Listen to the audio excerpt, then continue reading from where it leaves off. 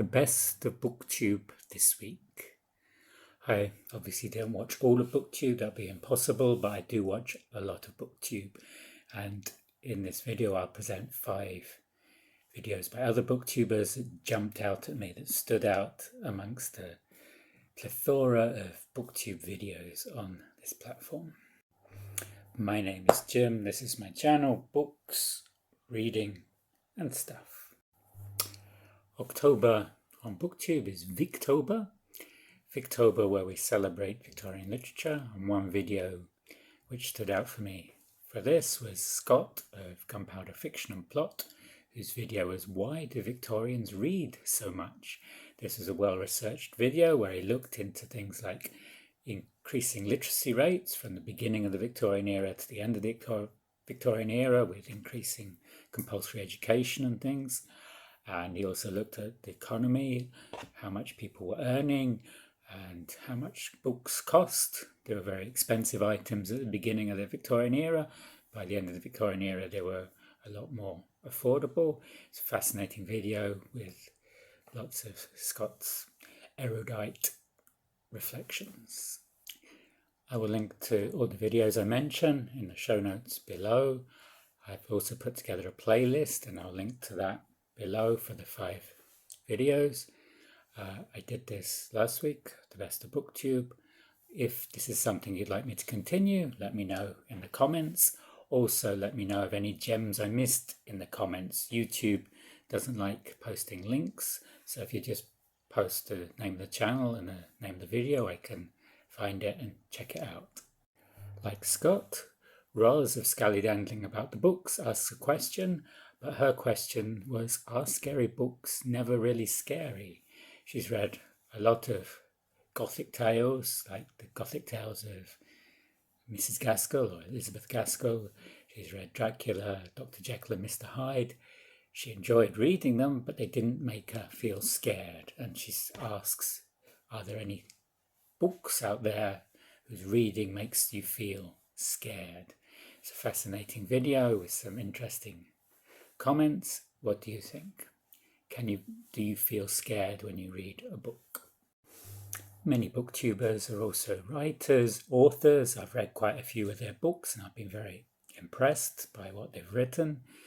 In the next video I'm choosing is Brian of Bookish, who's put out a video last week, How I Wrote My Book.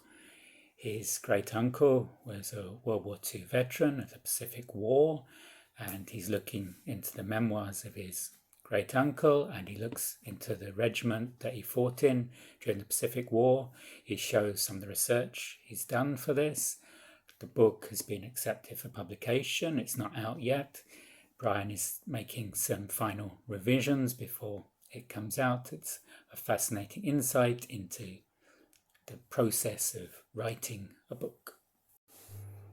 One short that stood out for me was a short by Khalilah D. I don't know if she's Generation Z. She's certainly very young. She's at the TikTok generation. She's old enough to drive a car.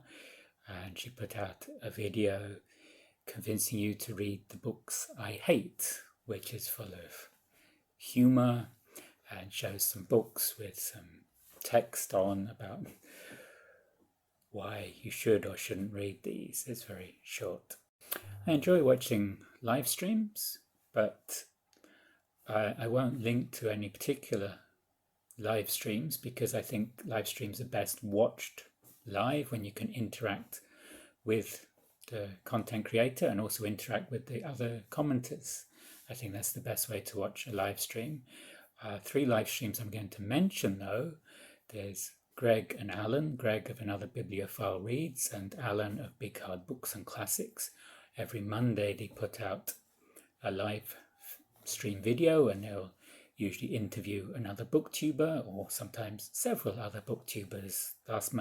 This week they did an open mic one where anyone was invited to join in. And Margaret Pinard is also like Brian, she's a writer and she regularly interviews other writers on her channel and she does productivity sprints. And She has 914 viewers, 914 subscribers, I think, and she wants to get up to 1,000 before the end of the year. So I suggest for all these live streams that you subscribe so you can see when they drop a live stream and you can join in with the live stream. The final live stream is a very unusual, very imaginative, very creative one. It's Scully's House of Thrillers.